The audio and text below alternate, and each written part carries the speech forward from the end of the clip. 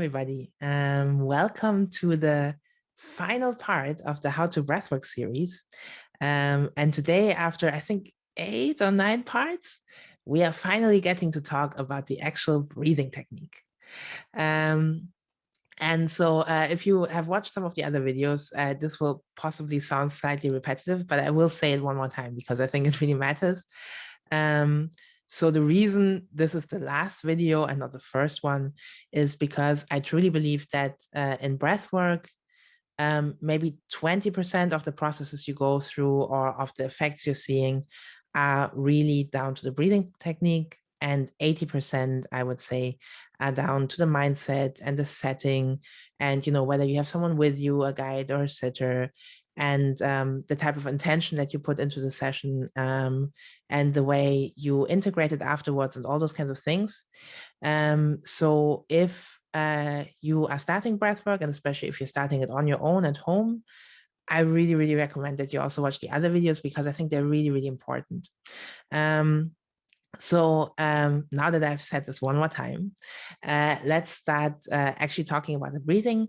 So today I will be looking at the technique that I've been using the most, which is connective breathwork, very, very closely related to rebirthing, and also pretty much almost the same as holotropic breathwork in terms of the breathing technique. So we'll be discussing all of those together.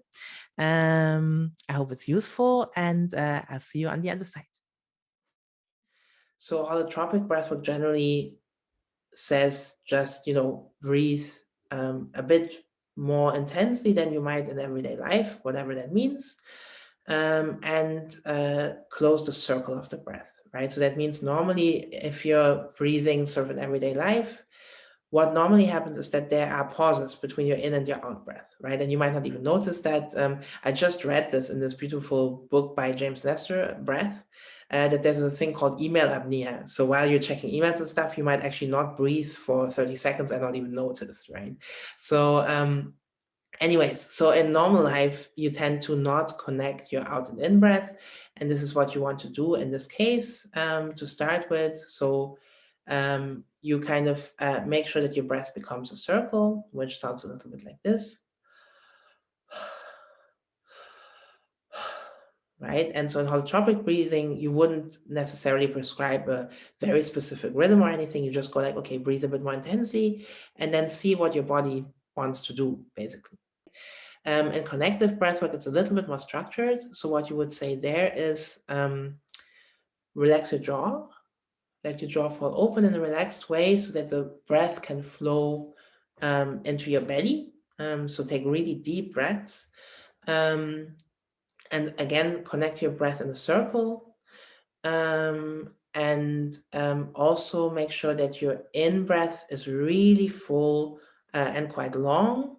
And then your out is a bit shorter and you just let go. So I think you also call that passive exhale. So that means you don't sort of push out all the breath like this, but you just let it go like in a sigh, like that's it. So the way I would usually start a session is by guiding people into this breath a little bit in the following way. So first, I would usually say lie down. Some people also like to breathe sitting or standing up. I think lying down for a session like this is nice. So let's say you lie down, you relax a little bit, you relax your whole body, and then you relax especially your face and your jaw, and you let it fall open. Just take a few deep breaths into your belly. Just relax and take a deep breath.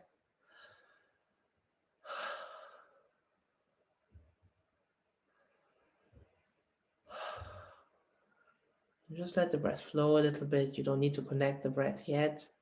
Just let it get a bit deeper.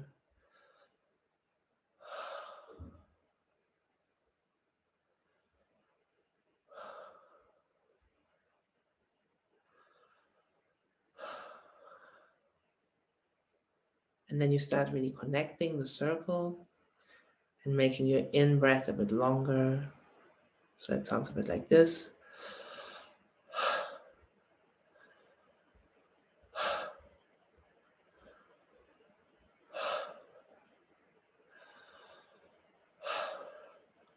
And then after a while, you can also start really doing the short sigh out breath that you would usually do in connective breathing.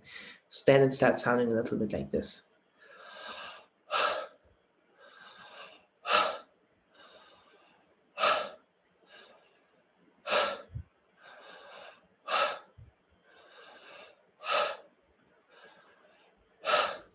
So what's important here, it doesn't matter so much that you breathe super fast.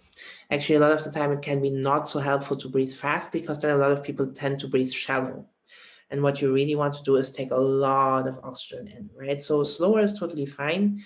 What's important is that the circle is closed and that the in breath is really full and the out breath really helps you to relax, right? So big in and then very relaxed, fast out.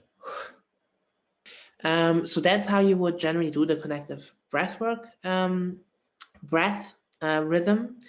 But what's really important to say is you definitely want to try to stick with this for the first 5 or 10 minutes, but then probably your body is going to also guide you into, what breath is right for your session right now, right? So I would never be like, okay, keep counting the breaths and everything. That's actually going to distract probably from the flow of the session. So this is a really good thing to start with and also to return to. So a lot of the time what happens is that you breathe, you build up energy, and then there's some kind of release, right? Like your body needs to move, or maybe there's an emotion coming up, right? Maybe you laugh, maybe you scream, maybe you cry, maybe you have an insight, and then after a while that wave is kind of going down and you're like, okay, return to the breath, right? And so then you again want to go into the breath, build up more energy and see what comes next. But yeah, definitely don't use it as a sort of, I have to do this all the time for 45 minutes kind of thing. Use it as a way to build up energy in your session, to do what the session needs to do. And then in terms of the timing, so the real holotropic breathwork sessions that I think are quite hard to do at home, honestly, would be somewhere around like 2-3 hours, right? The breathwork sessions for connective breathwork tend to be a bit shorter, so 1.5 hours maybe. And I think maybe if you're doing this at home, that might also be easier to do. And in those cases, I would say also the music, the playlists I have on the channel aim for sort of 30-45 minutes of really active breathing. And then you can, start relaxing your breath and just kind of see what also comes up when you're not breathing so actively anymore. That phase of just relaxation and sort of letting yourself be can also be actually really important for, letting some other aspects come up, especially vulnerable aspects sometimes don't really like to come up when you're like breathing really hard, so they kind of like to come up more when you're in this like open, relaxed part of the session. So yeah, I would say 30-45 minutes of active breathing and then just relax and see what else wants to come up, and kind of return to everyday life slowly. Yeah, so I think that's how I would generally do a holotropic / connective breathwork session. And in terms of when you would want to choose that technique, I think connective breathwork and holotropic also, but connective breathwork is the one that I have done the most. So I think I should not necessarily speak for all holotropic breathwork practitioners, but I would say these two techniques are especially useful if you want to do some inner emotional work, right? So it's not just for emotional work, right? And as I always say, there can also be physical experiences and cognitive insights and even spiritual experiences. So can be a lot of stuff happening, but it's really most useful for inner work, right? So for example, if you're looking to, make your body stronger, I think, for example, something like Wim Hof breathing can be better. And also if you're looking for something relaxing, like a more meditative thing, I think, pure like slow breathing can be great for that. And also something like Soma breathing might be more useful, or box breathing. So you can have really calm meditative journeys with connective breathwork, but I would say that's not necessarily the most likely thing you should expect, right? So Connective and holotropic breathwork is more when you really kind of want to dig up some stuff from the subconscious in one way or another.